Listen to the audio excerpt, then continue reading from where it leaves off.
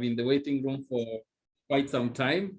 We apologize for that, but we are just about to begin, and I can see so many of us already here, those that have registered.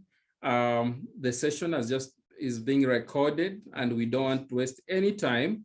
I'm sure Jack is ready. The presentation today, for those that are joining the community of practice for the first time, is that there has been a series of presentations. And so this particular one is, of course, one of those capacity strengthening sessions whereby we know the kind of work we're doing. We would want or wish, of course, that it advances and sort of affects policy in one way or another, either during or when we have a policy moment, or we can cause a discussion to start happening. And so for that to happen, definitely there are some strategies that we can use. One of those is to be able to write very strong policy position papers. And that's why we have ActionAid here, represented by Jack. And so how we work with ActionAid is that we have the community of practice that are actually its work, or our work, all of us, is to be able to generate evidence. Then there is the Weak Advocacy Coalition, whose work is mainly to package it for policy asks. And so we have that session here because most of you who are already here, you wear both hats. You are able to generate evidence, and already you're able also to advocate for policy changes here and there. And so to that effect, I want to welcome Jack to share his screen and start us off, whereby we will be able to speak to a number of issues. We will talk about the advocacy research. Then we will talk about developing a policy brief in detail, but also we'll talk about disseminating of policy briefs. And those are some of the three sessions that we're going to have, led by Jack Odiwa. Jack, kindly take it away. Thank you, Crispin. I just want to confirm that was it me, but I was struck.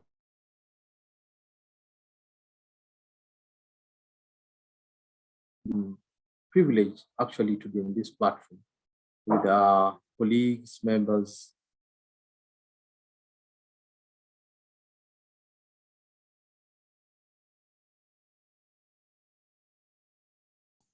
Is it only me, or Jack, you're breaking? I'm sure it's not just me. Is everyone getting Jack clearly? No. It's dropping off. Yeah. No, we are not. And now his video is stationary. Frozen. I think he's having some network issues. Jack, so I beg that we still stay put as Jack gets his internet right. Jack, can you get an alternative maybe? Yes, yes. I think it was my internet. Am I clear now? Yes, loud and clear. All right, thank you so much. Apologies for that. Actually, it was from my end. I was blaming Crispin that it was from your end. But now, as I was saying, that I'm privileged to be in this platform. First of all, to represent the coalition on the national advocacy on the women's economic empowerment. This coalition works to support the research space or the evidence generators to make sure that the evidence that they produce on what works is mobilized. And also we really promote the linkage between this work that they have done with the policymakers by refining that information into messages that actually resonate with them, but also improves and also promotes the uptake. The National Advocacy Coalition on Women's Economic Empowerment has realized huge milestones. And just to mention a few, one, we recently just supported a policy process on here in Kenya on the national policy on women's economic empowerment. This is a process that had stalled for close to 2 years. But as a result of us coming together as a coalition, we're able to consolidate evidence, refine this document, but also support the process. And we are happy to report that now this document currently sits with the cabinet. The cabinet waiting approval before it's presented to Parliament. So this is one of the many success stories where when partners come together towards a shared goal around advocacy, we can achieve a lot. And I really invite and also plead with members who are here that please join us. I'll drop my email communication to the support of Sarah, but you could join us as a coalition and we push and steer forward the policy ecosystem to support women's economic empowerment. Currently, also, we received invitation and strong indications from the State Department for Gender here in the country to support also the heralding of the national policy on unpaid care and domestic work. That shows from the good success that we just had, the confidence that we already enjoying with the State Department and government officials to support these policy processes. So I will just head direct to my presentation for the day, which I know Sarah had already shared with us, so that we see what really works for us. Crispin, I just want to use you as my demo. Is my screen shared already? Can you see a blank screen? Yeah, the blank one. I can see the blank one. Yes, it is intentionally blank. All right, it is intentionally blank. All right, thank you so much. The agenda of the day, that how do we make sure that now the evidence that emanates from the researchers is translated and packaged for policy influence. And that brings me to even the topic of advocacy research. One intention for advocacy research is to make sure that the policies that are in place are relevant, but also they are informed towards making sure the policy ecosystem really speaks for our targets. What do I mean by here? We are a COP on women's economic empowerment. So how do we make sure that the COP and the National Advocacy Coalition works towards ensuring that policies are informed by evidence? Among the issues that made advocacy to really struggle, especially in Kenya, was lack of evidence, and also disjointed efforts between the researchers and the other stakeholders, including advocates and the media. So how do we make sure now our advocacy is more informed by evidence, but also how do we make sure that also the research materials do not sit pretty on the shelves, but are mobilized towards informing our policies around? So why do we need to conduct research to influence policy? I really want to be as categorical and participatory as possible. I'll use, it will be a learner-centered design, that my presentation will be slow. In the event that you need any clarification, please kindly just raise your hands and I will be able to pick it up. Now, why do we conduct this research to influence policy? Number one is to show that a need or issue actually exists. And this one, I know Crispin will tell you so well, and also members of the coalition, Lucas coalition who are here, that for a long time, unpaid care and domestic work was an issue and a need that really existed. But now, how to move from there beyond the need? That's why we really need research to really influence the policy. Can we inform the government? How can we really guide the government to come up with policy to address this issue? The second one is now that there is a need for funding or intervention. There's a need, we need funding or public funding basically, and also intervention to address the need. Then we want to do the advocacy around this given thematic area, like us here is on women's economic empowerment. That's why we are even continuing with this, the research generation. Then they provide a solid base for advocacy. Remember, I told you one of the reasons why many people could not understand or we struggled with the advocacy on women's economic empowerment or gender themes was lack of adequate evidence to push the process. Now, the second thing is now, how do we make sure that we are able to to influence this policy. Now, when there's no policy and there's need for one, we really need the evidence. When there's a critical situation, but nobody seems to care, including the unpaid care work, including the various thematic areas on women's economic empowerment, nobody seems to care or notice. We really need evidence on the same. When currently the government could be doing some policy reviews. I remember here in Kenya last year, there was a review on the Sexual Offences Act, and they needed evidence to really inform that process. Also, this is where we really need evidence emanating from like partners like yourselves. Then another one was when there's a policy under discussion and we want to make sure that we are intentional about specific asks or important issues to get involved into this process. Then whenever there's a policy but the implementation is yet to be felt, or there's lack of the implementation is not where we anticipated it to be, this is also another area that we depend on partners like you to support in the full implementation or of the policy by the duty bearers. But also, as an expert, I believe in the process of our policy making, we will be consulted. I know people in the university space, but also people in the research space. This is where some of the times you are called upon to even guide the process or give your input.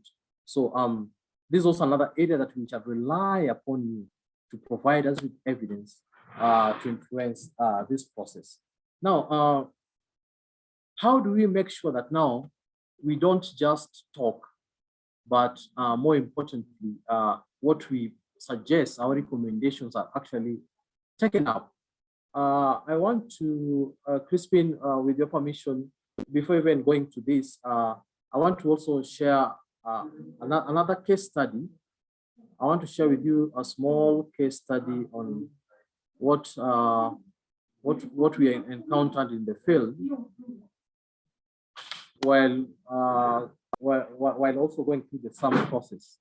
Now, in this county called Mombasa, they have been struggling with the issue of teenage pregnancies. And in the struggle, there's a time that the finance committee of the county assembly wanted to meet the directors responsible for such a directorate, just to understand the interventions, but also towards, if needs be, if there's going to be additional funding to address this challenge.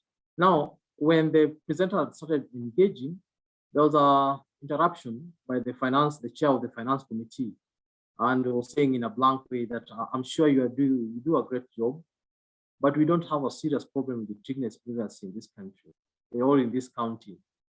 One of the ways that always some of the challenges, a common challenge that we always face when engaging with the policymakers, in that people would want to brush us aside, or in another way they are trying to evade their responsibility. Now, look how the director responded.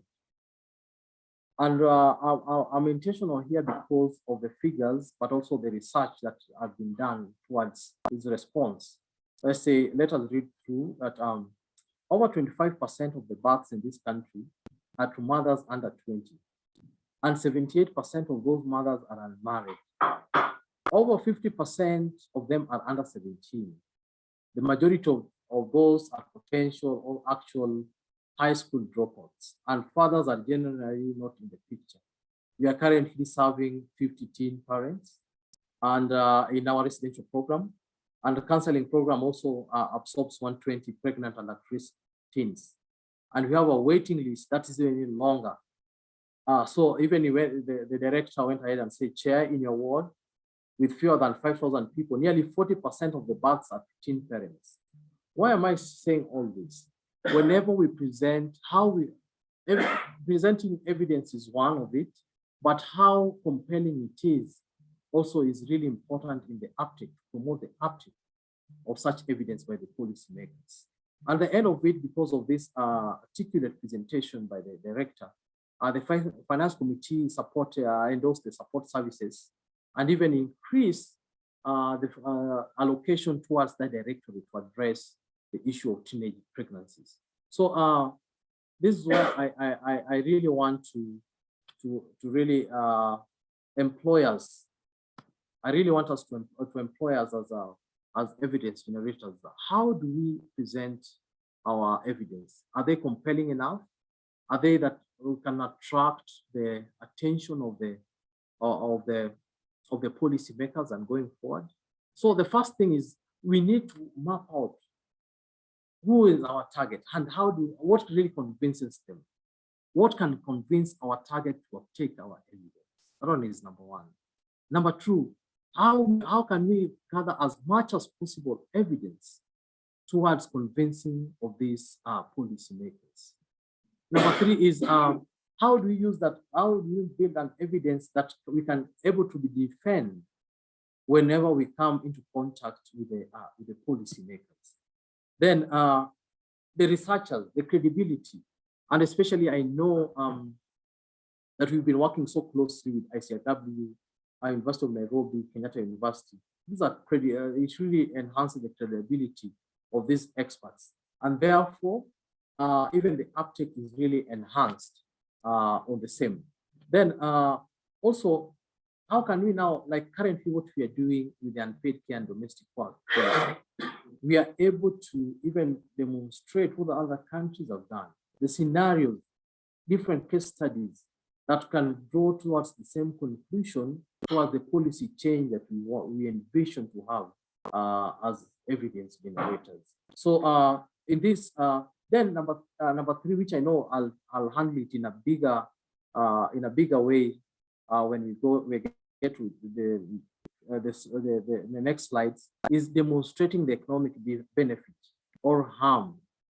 Most of the policymakers are not interested whenever we bring the social justice card, but they will be more convinced whenever we can demonstrate the economic benefit or harm that during the policy recommendation or during our conclusion of our policy briefs when we get there. So we must tie our policy recommendations to economic benefit for the society, for the country, for the county, so on and so forth.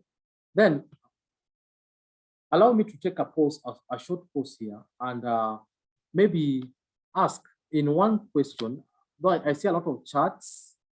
I don't know, Sarah, if there's a question on the chats, please just feel free to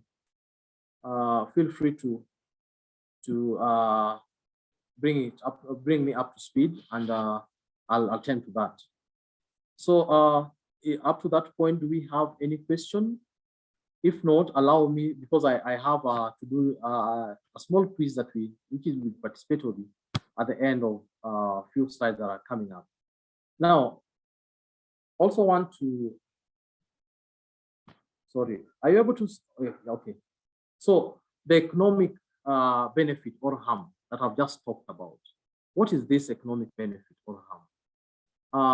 A scenario also that was that I will share and I will need your input on will come up, but there's no better way to convince the policymakers than demonstrating this actual economic benefit or harm of our policy recommendations.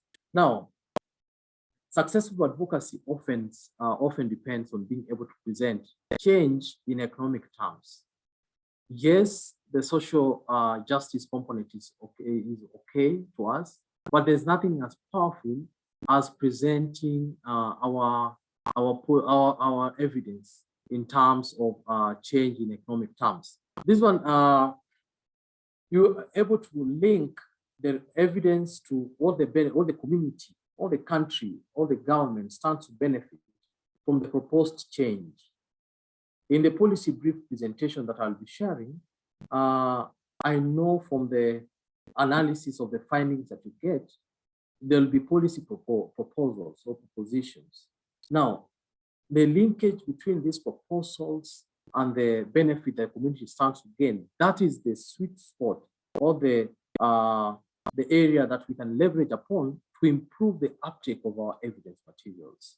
Now, but also by the same token, if you can show them that a change or resisting a change will prevent them from economic harm, definitely, and this one works well with the public opinion.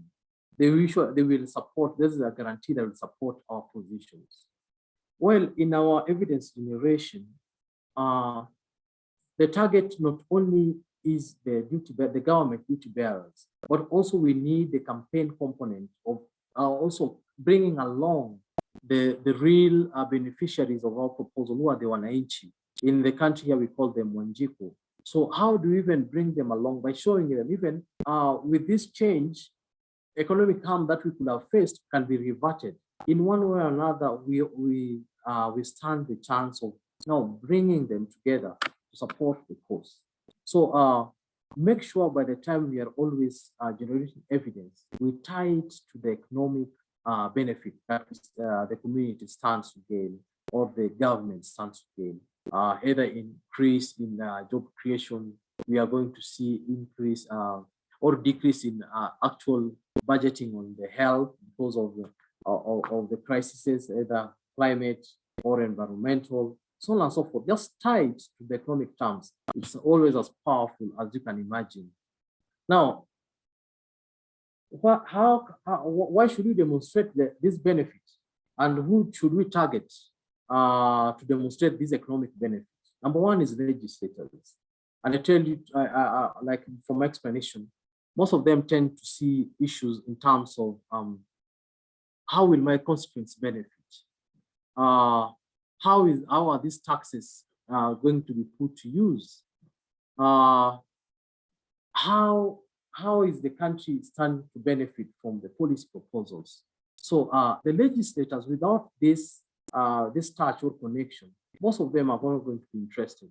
And we are going to, we don't want to also have good evidence that lie written in the shelves, but they are more going to be interested once we are able to tie the economic benefit. The public, which I've also talked to you about, is this proposal going to save the money about the health issues, the quality of life, the opportunities that they stand to gain, especially the children and the youth?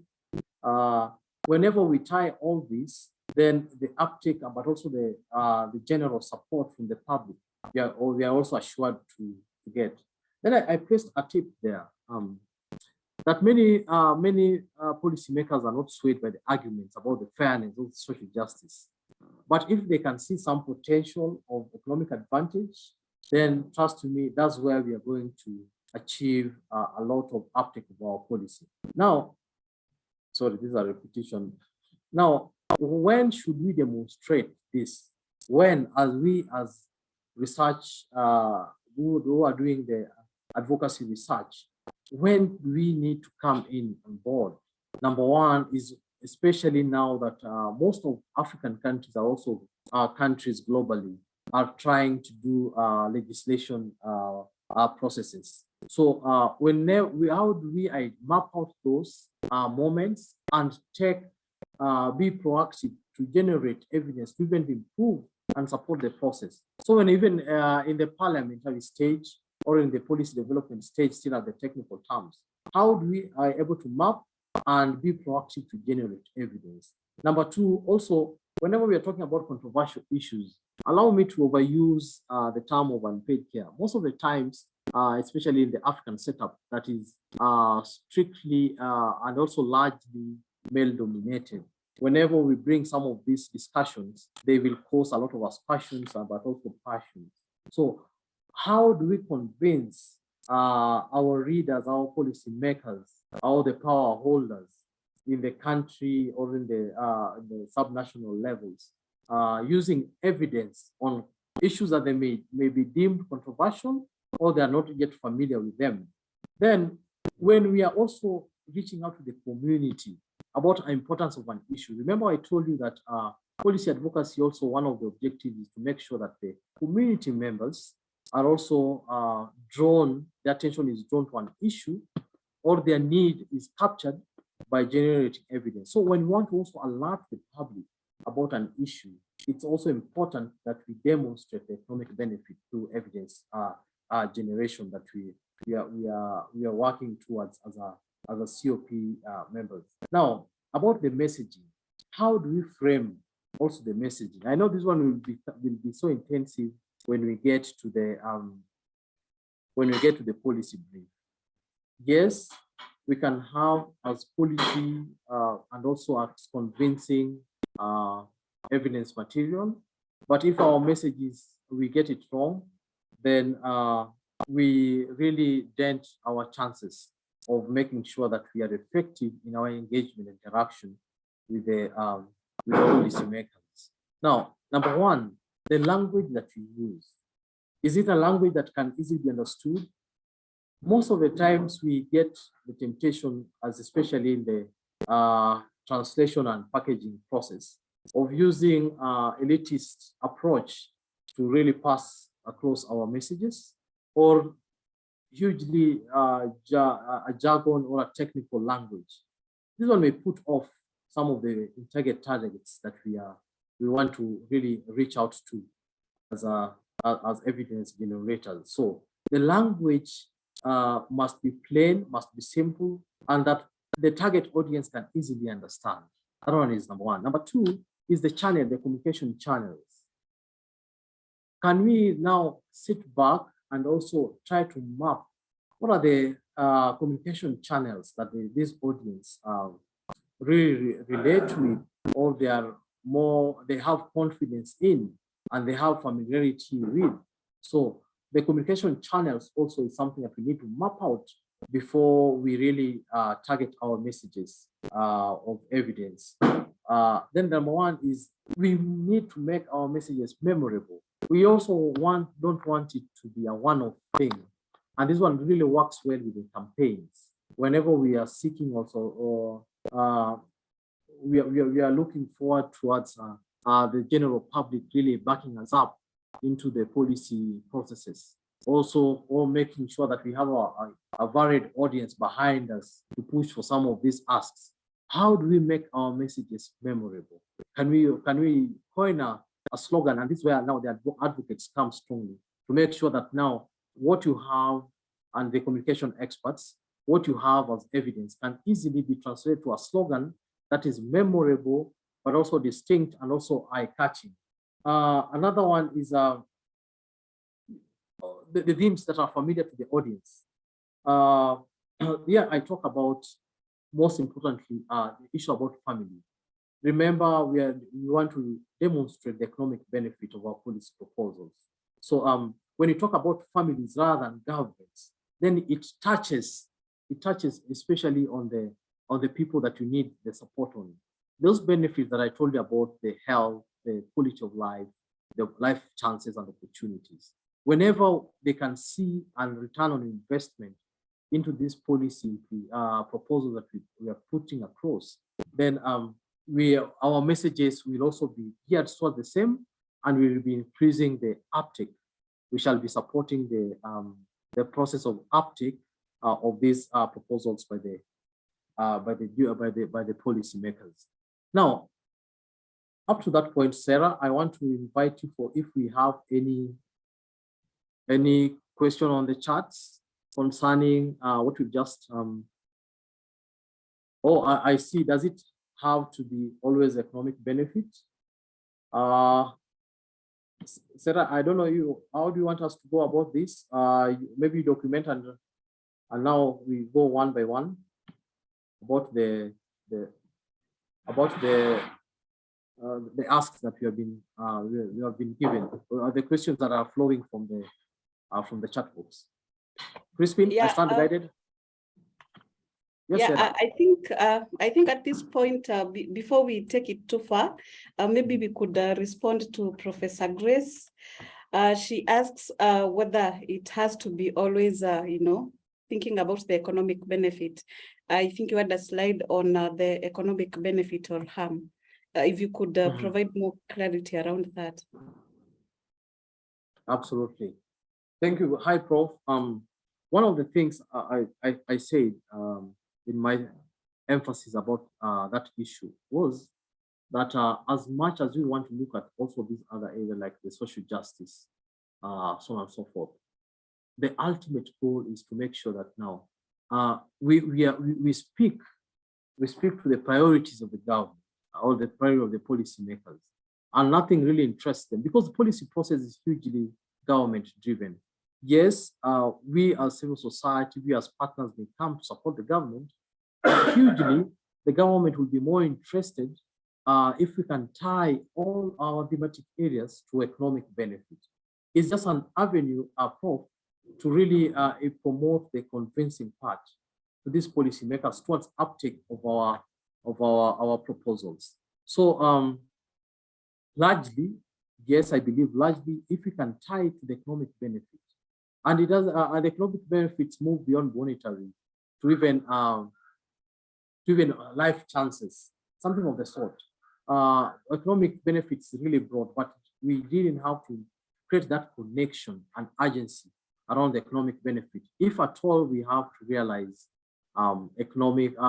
realize adoption or uptake of our proposals in the policy briefs.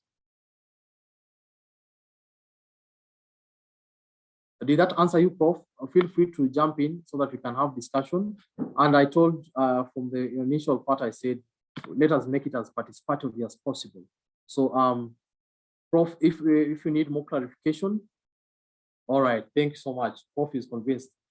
Any question or somebody who may want to add? Nobody has monopoly of knowledge. Any person who may want to add concerning this discussion?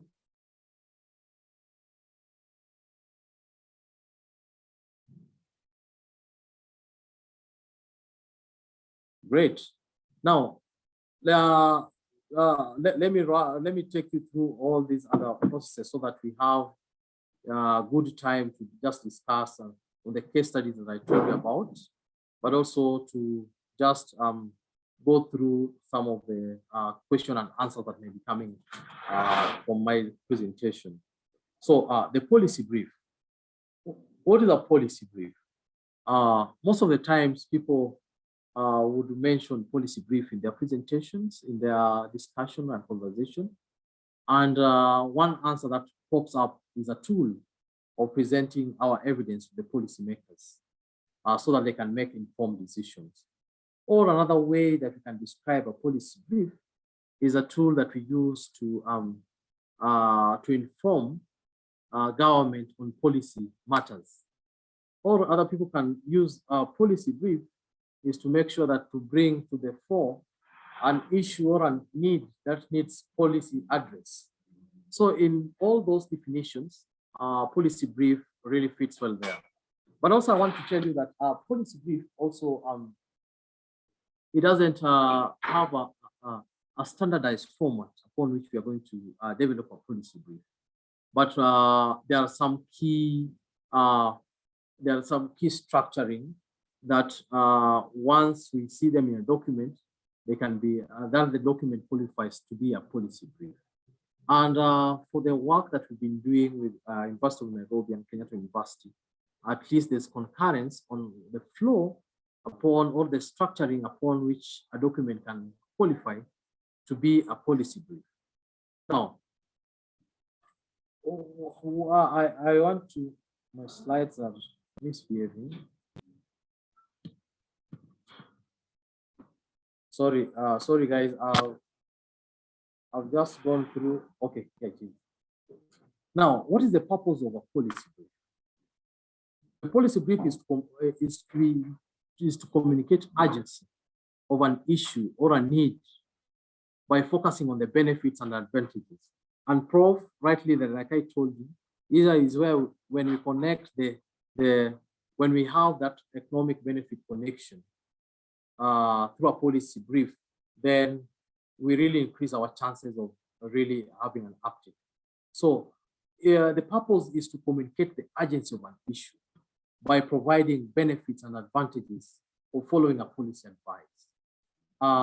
Then number two is who should we target in the policy brief? Remember from the messaging part I told you about, we also need to come up with a mapping of our target audience.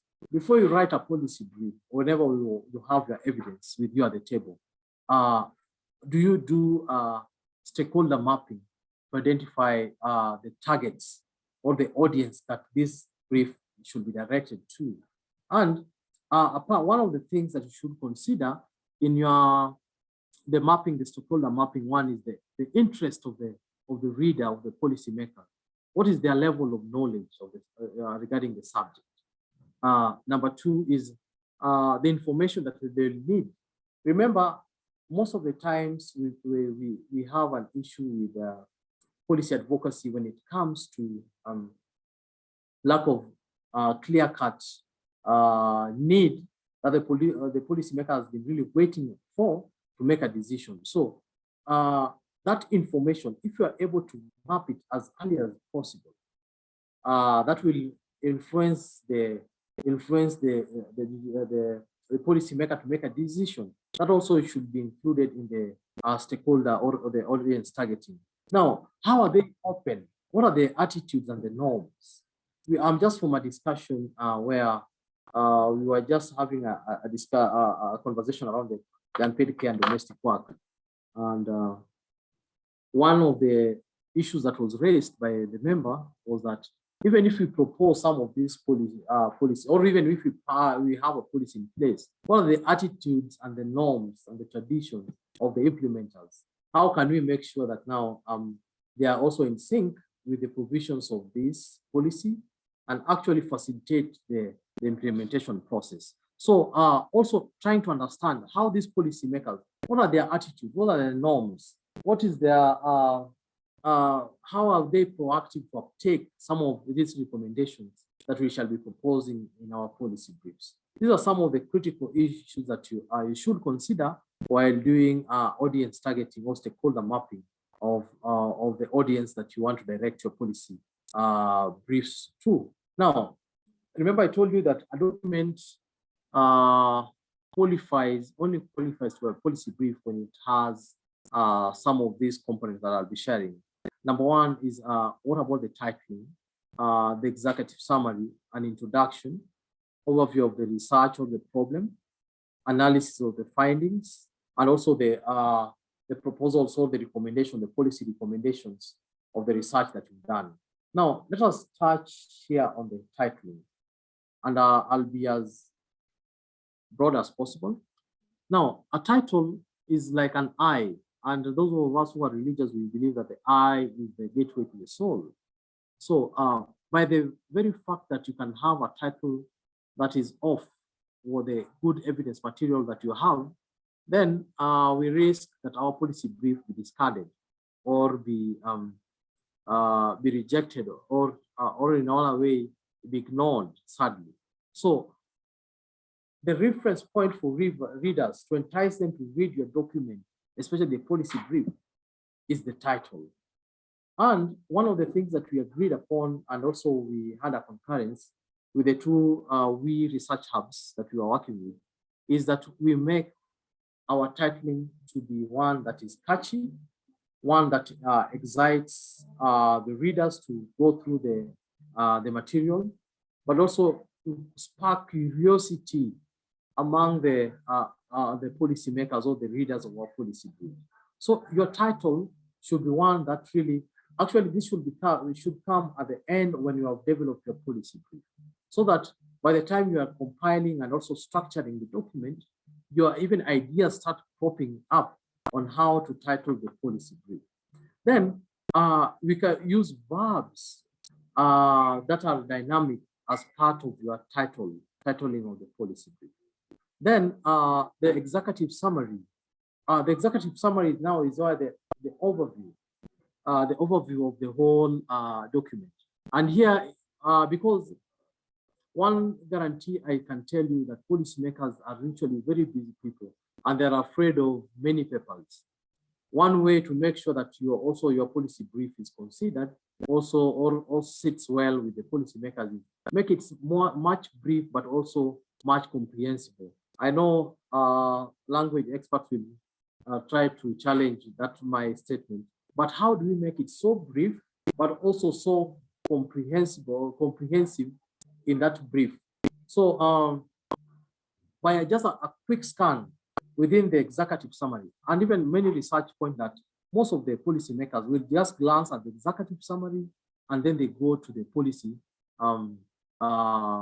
proposals that you've shared before they come to the body.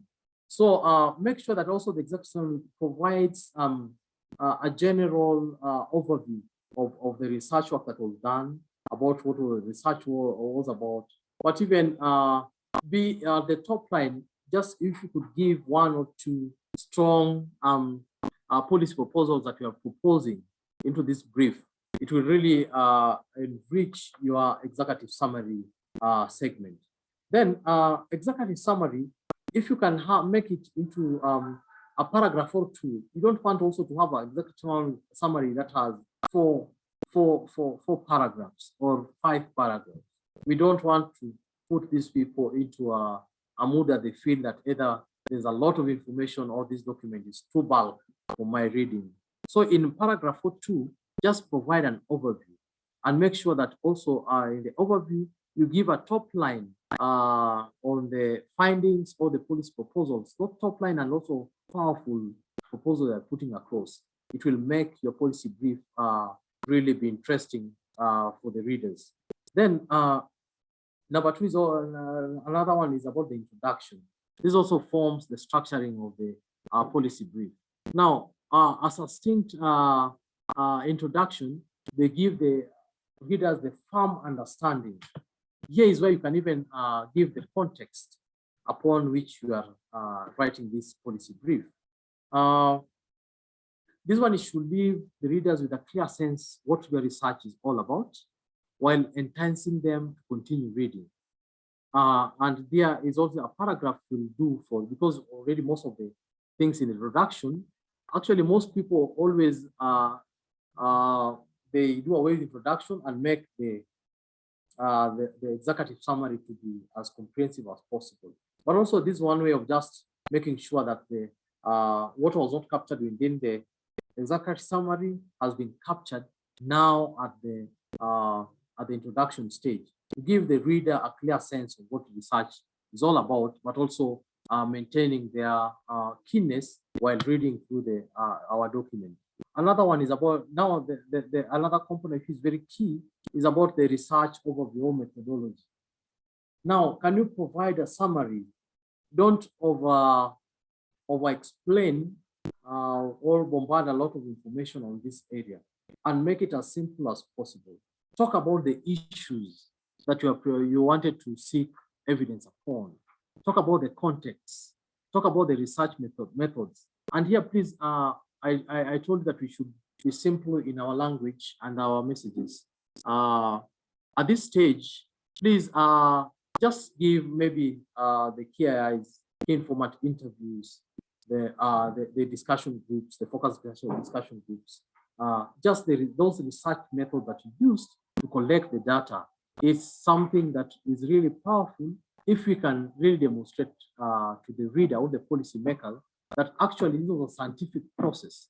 Actually, this was an evidence generation process to come up with informed policy proposals. So the research approach, how it was conducted, who conducted it, how the data was collected, the sample size, just in clear terms. Please don't put in a lot of figures or statistical figures and approaches that you use to collect this, but just in a simpler language.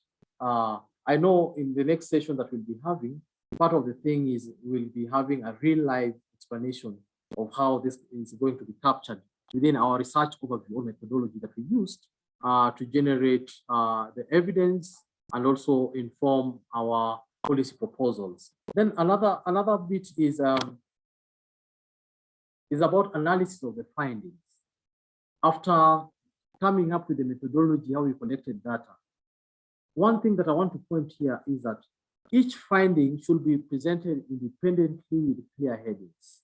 What you sought to gather from the field, please represent them. Don't plug them into either one paragraph. They may easily get lost. Please present them independently with clear headings. Then this is the time to convince that your analysis is balanced, but also defensible. And this is also a section that we can easily use our graphics, because graphics is a way that they support us to really limit the number of wordings. If at all from the respondents, if 80% were for an issue and 20 were for against the issue, rather than writing them in many very sentences. How can we use the graphical representation to convey the findings that we have? In one way or another, one way also keeping the or maintaining the interest of the policymakers is bringing in this aspect of the graphical representation.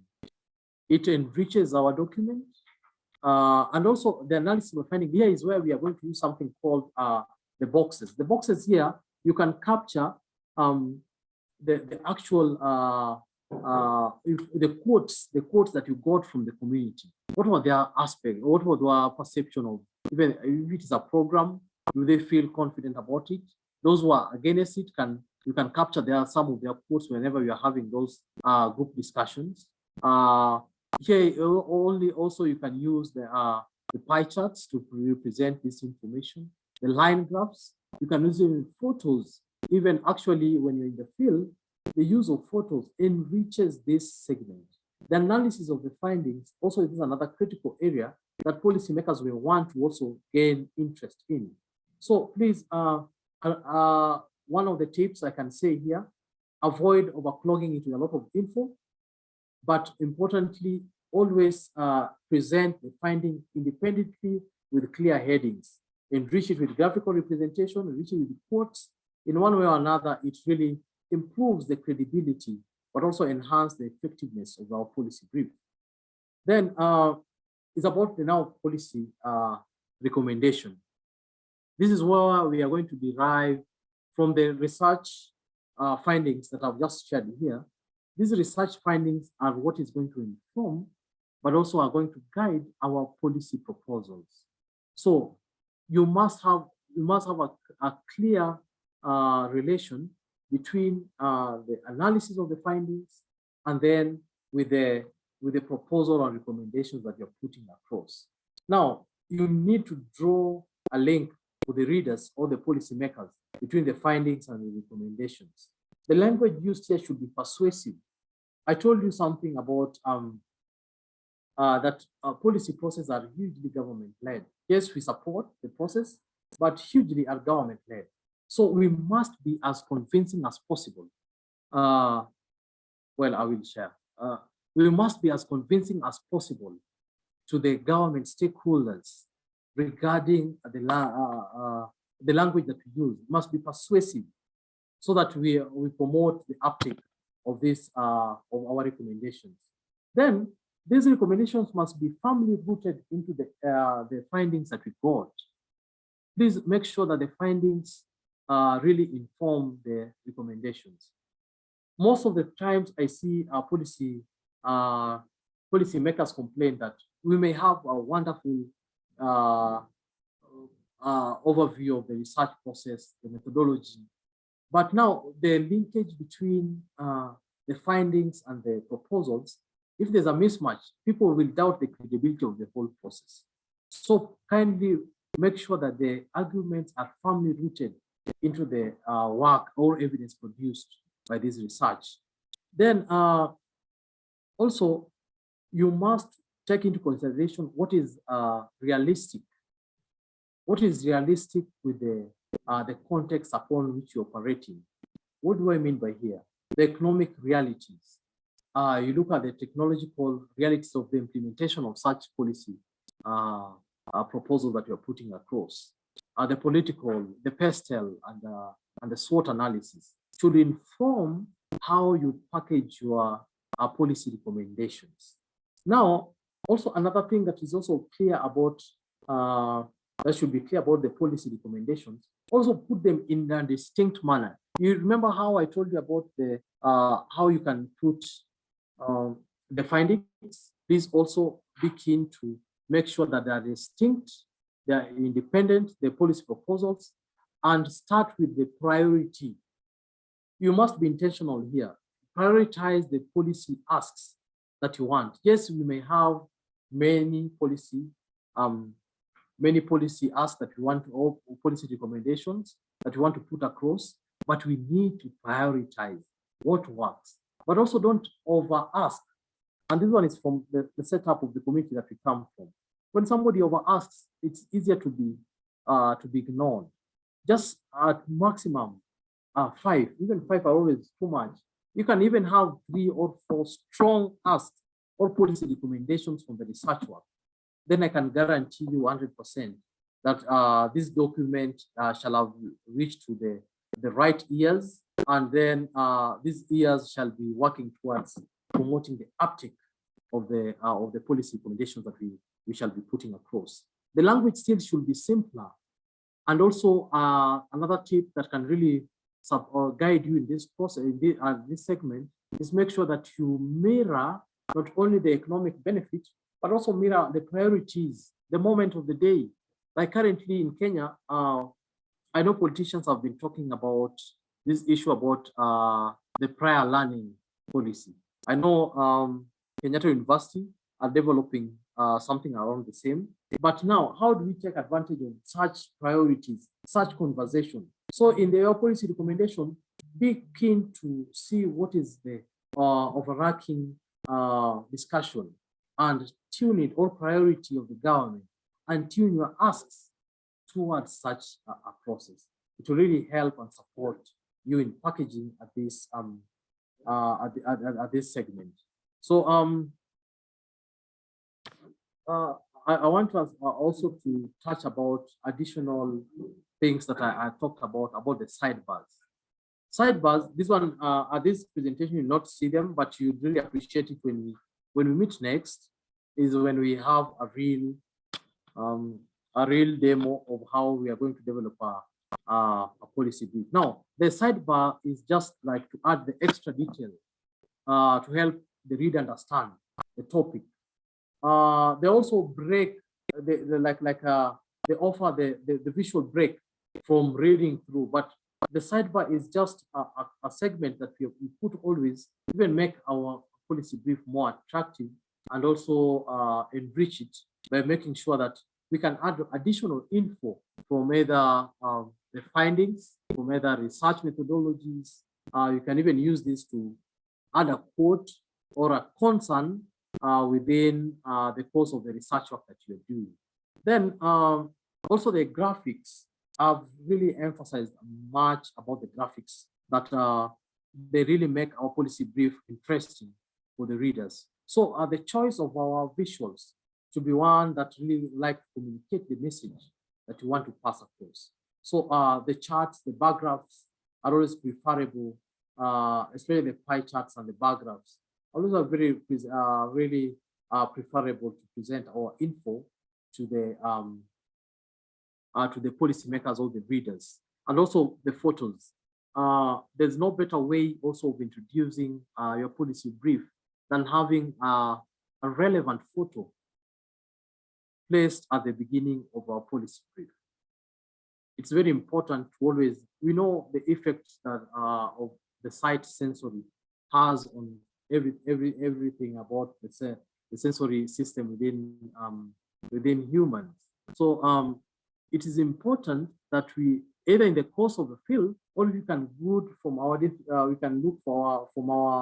our depositories the photos that actually speak about the thematic area that the policy is grounded upon. This one is really key to us. And make sure that the policy, the photos are clear, they communicate, they're relevant to the theme of the policy brief, but more importantly, they have a caption. Most of the times I see one of the things that people really miss is when they have the good photos that don't speak. So make sure that we always are able to caption our policy briefs, our photos, the policy briefs, but also make sure that they are also placed strategically. The communications expert in the house will tell me that that people always read from right to left. It's something I know it's debatable, but communication experts will guide us on the same. But how do you strategically place your photos to generate interest, to enrich your policy brief, but also to communicate that message or illustrate your argument that cannot be illustrated using words, or words could have been would cost us too much within the brief. So it is important that we factor on this. So, Sarah, I know I've talked for a while. Allow me to take a pause and drink water while inviting for questions and also reactions and feedbacks for my presentation. Thank you.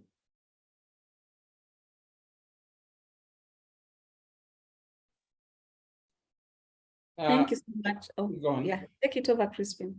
No, I just wanted to give some instructions on the Jamboard so that then as you speak, they can, yeah, so maybe Jack, you can take down your screen as I share mine quickly. So thank you so much, Jack, so far. And I think it's been really a great presentation. And some of us, I mean, there's some additional knowledge we are actually gaining out of this. So Jack, I want to share my screen. Maybe you can stop sharing yours.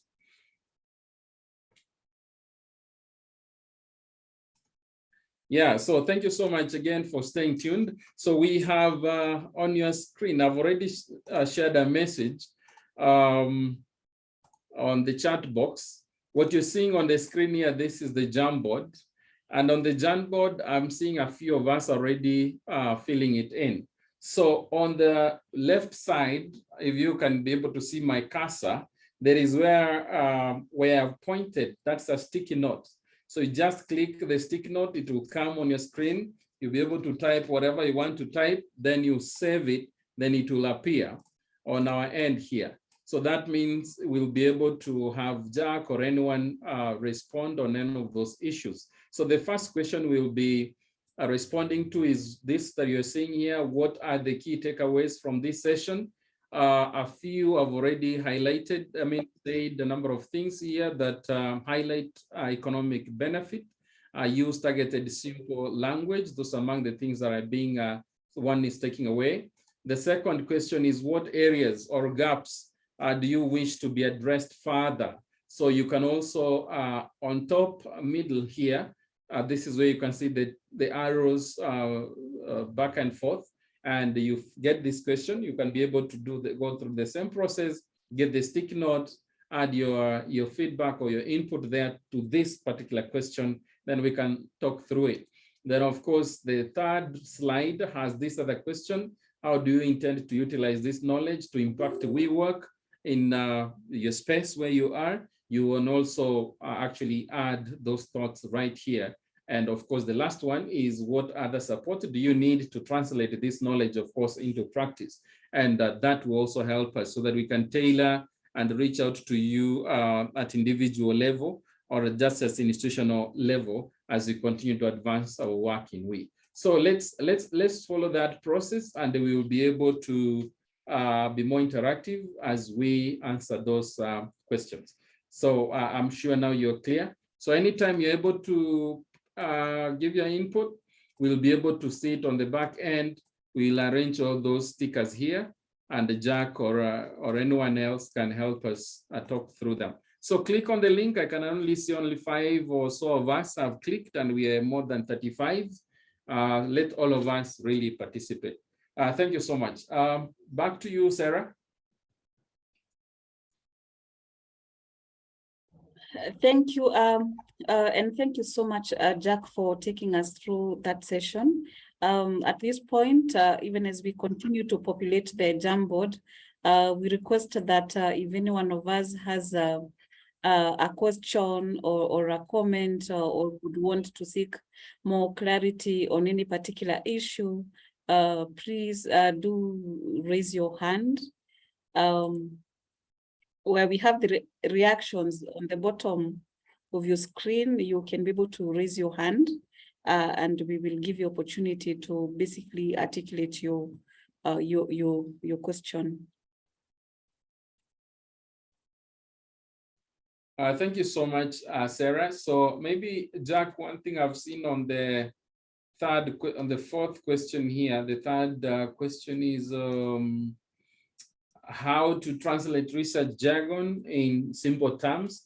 Of course, that's one of the areas one of these participants would like us to speak to, if not now, at some point, but maybe if you have an idea to that question, you can jump in. And any one of us, kindly, I know most of these institutions, you've already been doing these policy briefs. If there is anything you've done that has worked, be free to share on this platform, kindly. So you can raise up your hand and we can see you, give you the chance to do so. We are about 28 minutes to go, so we can use it to highly interact. So maybe Jack, you can speak to what's on the screen right now. Thanks so much, Crispin, and thank also the members for reacting to my presentation. Now, how to translate research jargons in simple terms, and this is where the advocacy coalition now comes in. The advocates with the linkage, and also we are ready to support you towards this process to make sure that the research jargons speaks to really the relevance of the of what these policymakers want to listen to, but also one that is easy to understand. So kindly, as a way, I know I cannot give it a clear way of doing this, but to make sure that you can reach out at these initial stages. We are ready to support you in a sustainable way to make sure that the research jargon, we are able to use simpler language, simpler terms that is easy to be used to communicate our materials to the policymakers and the readers. So Crispin, I see your screen is juggling. The second one was about I think the software to do the graphical representation. I know the simpler one that we always use is the data that we know. I know this is another area that in my next presentation, I will also be demonstrating how to make sure that the materials that we receive from the research space or from the research work that we do, how do we now represent that into a graphical or using the graphics to represent this, the pie charts and also the line graphs. It's something that in our next presentation. So it's something that we'll take away, and Sarah will help us document this. When we are doing the actual development of the policy, we shall support you in also demonstrate how to do this.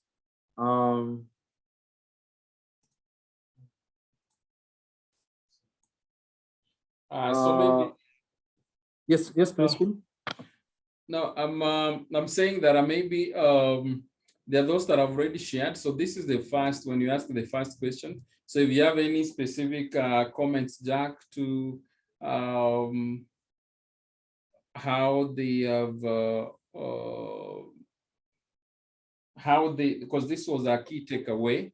So the key takeaway for this, there are a few comments, you can read them as you maybe take us through if there's anything to add there. One of the key takeaways someone has put there is understanding your audience. Another one is need to build a lot of evidence related to issue of concern. So like maybe Jack speaking on that, this evidence, do you have to do your own research? Can you also rely on others? And at times organizations are not so easy to share information. Maybe what can you say about that so that you're also able to not duplicate research if someone has already done it? Very true, Crispin, and I see them that are rolling, coming down. Yes, I agree. There's nothing as powerful as organizations or firms coming together to do a research. In one way or another, you leverage upon the various competencies that each person brings to this work. But in the event that you find yourself alone, because also is a reality that you want to pursue it, and you really have to convince the reader that a lot of science was put in place to generate this evidence by the methodology that you used, by the findings that emanated from such methodology, even the sampling of your respondents, how you analyze this evidence. Be convincing as much as possible on the process that you use to generate evidence. Then number two is also another way to improve the credibility is to make sure that now you can link the findings to the policy proposals. This is another powerful way that we can make sure once you want to go the individual way, you're able to convince as many as possible, the policy makers and also the readers. So it's about just demonstrating that science was used. Actually, research processes were used to generate this evidence and even and also generate findings and to inform the policy asks. So that's the way I could answer this, Crispin. Then was there another second question? There's a question down here. How does the organization support individuals or institutions that are doing research related to areas women empowerment? Perfectly. ActionAid, through the support and partnership and collaboration with other 22 organizations, we formed a national advocacy coalition whose work is to support individuals, especially within the framework of community of practice, to make sure the packaging and translation of evidence is clear, but also the policy asks and program recommendations are really aligned to the priorities of the government or the policymakers. So we support organizations to mobilize that evidence or to translate and package that evidence. So we invite you, the person who sent this question, within the framework of COP, which works so closely with the advocacy coalition, just to feel free to reach out to us and to support the translation. We support with the translation and the packaging. And also from such forum that I'm presenting here today, we are able to increase our capacities on how to do the translation on the research areas on we. But also we support organizations towards the actual linkage to the policymakers. We can either introduce you, but also work hand in hand with you whenever you have these policy asks that you want to present to these policymakers. It is also another way that we support organizations. Over to you, Crispin. Thank you so much, Jack. There's a very, very, there's a great question there by June Ombara in the chat box. And June is asking, my experience on We Research, is that it captures women's lived realities, perspectives, and experiences, which are expressed in narratological accounts. How do we express this in policy briefs? Maybe you can pick that from there, so that then, because the individual continues to ask, you have said we need to be very brief and use these graphs and pie charts to summarize. So tell us how to summarize all the narratives and lived experiences. Yes, actually, that's where the side boxes come. And also we have the boxes. The boxes is a tool also I'll be sharing in my next presentation. Here is where we can capture the actual narrations by the people that we talk about, either about the need of this policy work or an issue that is yet to be addressed. This is another way that we present things that we cannot use the graphical representation to within the policy brief. So the boxes will come in handy to support this scenario. Thanks so much, June, for the question. Yeah, so the last one before we move from this slide is you suggested that it is preferable to a few recommendations. How about a situation where there are more findings? Yes, I was keen and intentional in saying this. The policymakers also, they receive a lot of asks from all the quarters, but also the time that they have to read through our policy is always just to glance and make sure that in 10 minutes time, they're able to go through your policy brief and move on to another activity. Therefore, we risk making very crucial policy proposal getting lost when we have many asks at the same time. So it is a delicate balance that makes sure that within the many asks that you've identified, can we prioritize on those that we feel the impact is something that is going to be felt, and also the economic benefit that I talked about is something that is going to be achieved, but more importantly, just to make sure that the interest of the policymaker or the reader is within that, is still maintained. So we may have many, just like we always have many ones, but we need to prioritize on what we really want to be achieved first. We risk missing the real intention of our brief. If you have many asks, then they are discarded altogether, as opposed to just prioritize 3 or 4 or 5 maximum, then present them for action. Back to you, Crispin.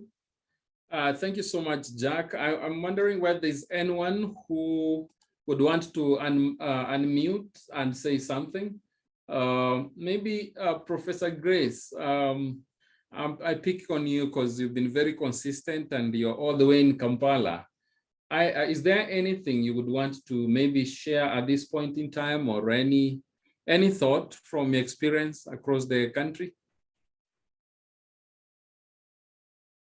Yeah, thank you so much. I've just, got out of the office and I'm just moving, but I'm listening in. I think the experiences are not quite different, but for policy, especially for the we, and this is why I asked whether it has to be of economic value, because some of the issues are rights issues. And that you can weave them to economic, but first they must be understood as rights issues and as just not being given, but which must be observed. And how you weave in that for the policymakers and the other people you need to engage is what sometimes very problematic. But I like how you clearly showed right from the introduction, and what because people may not even read the analysis and so on, but the message right at the topic itself. So and I think that's what we should aim to do in the way. Programs, because most of the time we carry loads of information that we want people to know, and then people don't understand, don't actually pick what is it, and then they ask themselves, the so what. So each time you craft, like the way I see how you presented it, each time you craft, you want a message to be received. I think you should not leave there the question of so what. And gladly you've been putting it in terms of economic value, and you made it more broader, and that's why I said then that was good. And it's the same here. We face the same challenges, and broadly you will see many policy briefs about so many things, but you don't see many policy briefs about gender issues and women's empowerment, because of the load of the issues we need to engage and the intersectionality of issues. As you are discussing, I was thinking about the project we are working on unpaid care, and then we're finding that it's so interwoven with the women's identity. So then you start getting lost. Which message should I project first? And how do I weave in this main theme that I'm looking at? So honestly, I've enjoyed this discussion so far, really. Thank you so much. Thank you so much. Bo, I think we have had an interaction before. Clausen, is there any thought you could share at this point? I saw Bo, Rosenfeld, Clausen. All right. As Bo is unmuting, APHRC, they've been great partners and doing a lot of great research and pieces and briefs. I saw Dr. Where did she go? Awekulo. Dr. Patricia, any thoughts you could add to this conversation?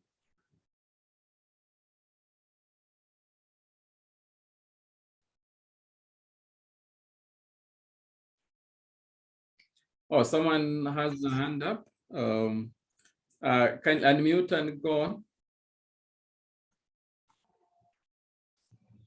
Hi, Crispin. I don't know whether that is me or someone else. That is you, Ellen. Thank you very much. This has been really very insightful and very interesting, I must say. Now, my question, as Jack was presenting, I'm looking at it, and of course, the title there is Women Economic Empowerment. But my thoughts were that there are so many things that are bedeviling women, economics being one of them. Is there any reason why we are only focusing on economic empowerment and not other areas, like you have socio-cultural, institutional issues that really women needs to be empowered about? And we have, you picked of course, it could be that is the focus of the organization, but then what assumptions would we be making that if we empower women economically, then those others will come automatically, or what exactly? Thank you so much, Ellen. Yeah, we are doing research currently on women empowerment and public procurement, and we have found institutional issues, we have found social cultural issues that are equally really challenging women, and economics is also part of them. So I was just wondering, how do we place this in the wider context of empowerment? Thank you.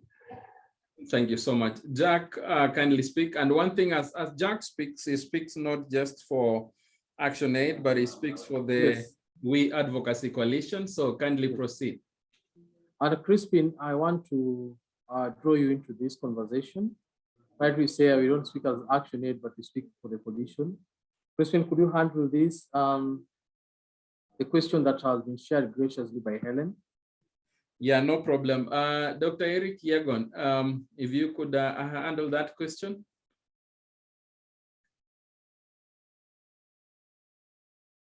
Eric, if you're there. Sarah.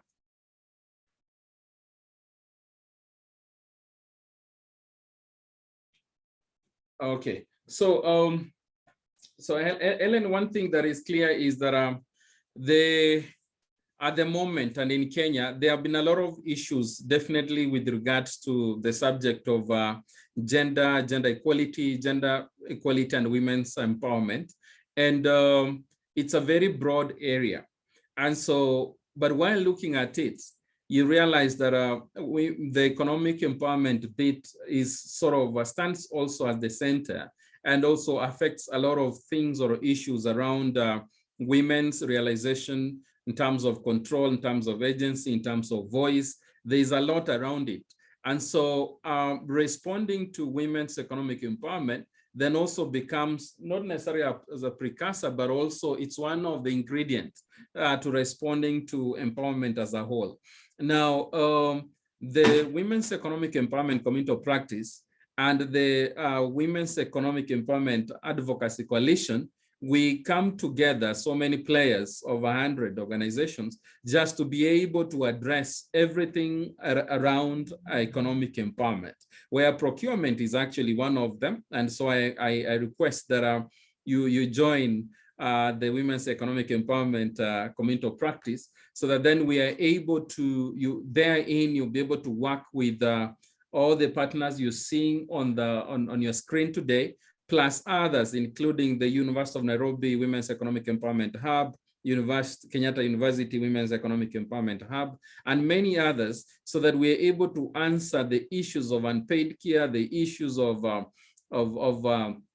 financial inclusion, the issues of mentorship and entrepreneurship and capacity building, the issues of gender-based violence intersecting with economic empowerment, and everything around it. So that when they are all holistically addressed, then we have a woman who, when you use, for example, the Women's Empowerment Index, you're able to see how they measure on that. So it's sort of being intentional, at least at this time and in the next couple of months. Helen, I'm not sure whether I've answered you correctly, but I think that is the position at the moment.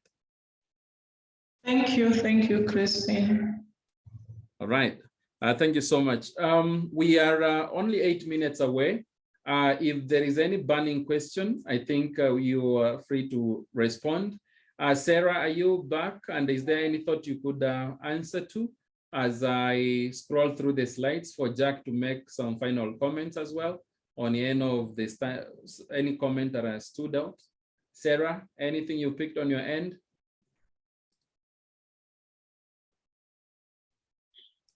Thank you so much, Crispin. I do not have any additions per se, but just to appreciate, the areas that participants in this event have articulated as outstanding areas that still require discussion and capacity discussions. Just to let our members know that we are organizing for a second session that will look into, the practical putting together of the policy brief, and just to let them know, they should be looking out for that email. So we will have a follow-up session that is going to basically allow us to utilize parts of the information that we have and try to package and translate that into a policy or technical brief. So we remain available for any questions. Yeah, I would want to hand it over to Jack to say something. So Jack, as you say something, I can, I look at what other support do you need to translate this knowledge? I am seeing there already someone calling for the session that you're talking about. Maybe you can make your comments around there as you make your concluding remarks. Thanks so much, Crispin, and also a huge thank you to the participants that have withstood the long sessions. I see John's hand is raised up. Crispin, I'm guided by your. I want to be guided kindly, by your direction. it's okay. John, kindly proceed. Jack and Crispin, I'm asking on behalf of a friend a question that was asked before. I think Jack mentioned it, but I don't think he addressed it. Someone asked the software that is used to develop the graphics of a policy brief. So I don't know whether that will be part of the working session, the practical working session in the next training, or is it something that you want to leave for comms teams so that we focus on content? Actually, John, thank you so much. I said Jack, that in my, are you able to hear me, Crispin? Yes, loud and clear. Go on. Okay. Yes, I was just saying that when we actually in the next session developing from a case, a policy brief, I'll tell you the simpler ways to make sure that we have this graphical representation. That was number one. Number two, also part of what I wanted to discuss, Crispin, I will share my screen for the, if you could allow, as part of, because we have not touched on the dissemination, just in 2 minutes, so that. Go on, Jack. Go on, Jack. Okay, thanks. That's also that in 2 minutes, we are able to just come up with how to disseminate our policy brief. One of the ways and surest is to make sure that we start engaging with the policymakers as early as possible. Why am I saying that? Personal contact, there's nothing that beats personal contact whenever it comes to engaging with the policymakers. It's an easier one, as opposed to writing emails to anonymous people. We must work, and that's why the Advocacy Coalition comes in to support you with these linkages. That even during the evidence generation process, these people are in the loop and they are able to know whatever is happening. Then the legislative briefings, all those official presentations, this is another area, especially in the legislative processes, that we want to contribute to that. This is also another area that can be used to disseminate our policy briefs. The public presentations and forums the media campaign, and I know Emily is here from UN. We have what they're currently doing with the community radios and also the national televisions and the radios. Also another avenue that we could use to really disseminate. We can even have a formal report and launch the report as an approach to disseminate our policy briefs. The posters or the flyers, especially when you're having a policy brief that is brief, how can you translate that to a poster or a flyer and use it in where there's traffic, especially when you want the common mwananchi to understand on an issue or a theme. Then lastly, and I was very intentional, the official channels. These official channels, and we know most of them, I don't know if there's any policymaker who is very responsive on emails. Most of the times they want, in a good way, they want to delegate to either a colleague or a junior staff to do this. This one is a very low, it really lengthens the communication channel. So the official channels and the emails and also letters to appropriate people. Yes, there's avenues, but they are not as effective as the personal, the initial approaches that I had mentioned. So please don't worry. In the next, which are given commitment to the leadership of the COPA, that when called upon, we'll use a case study and actually now put the boots to the ground to really illustrate how to develop and disseminate a policy brief. So thank you so much, participants.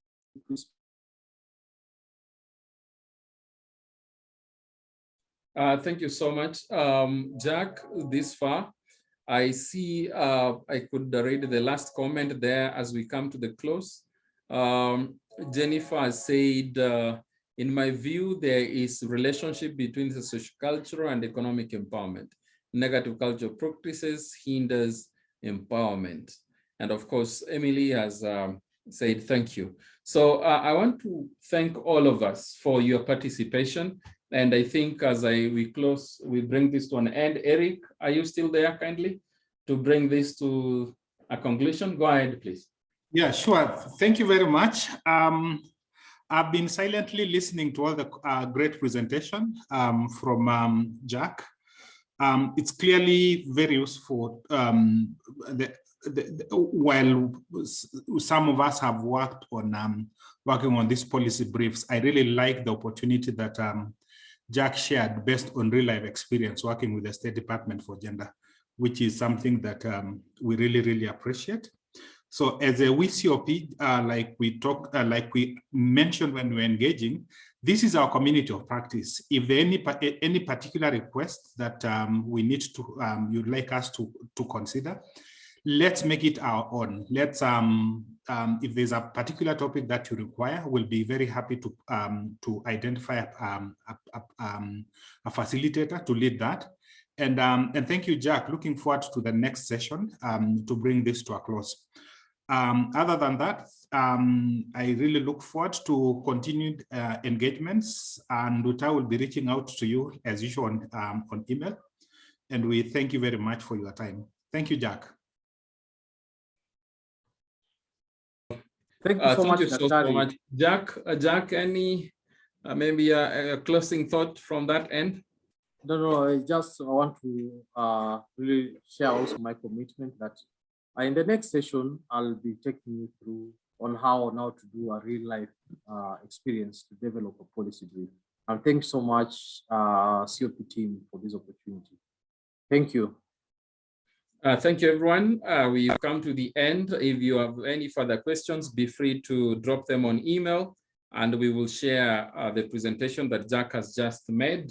Let's keep sharing. Let's keep learning from each other, and let's keep strengthening ourselves and the work we do as we advance the cause of women's economic empowerment and other areas of gender equality and equity in Kenya. Good evening and good morning.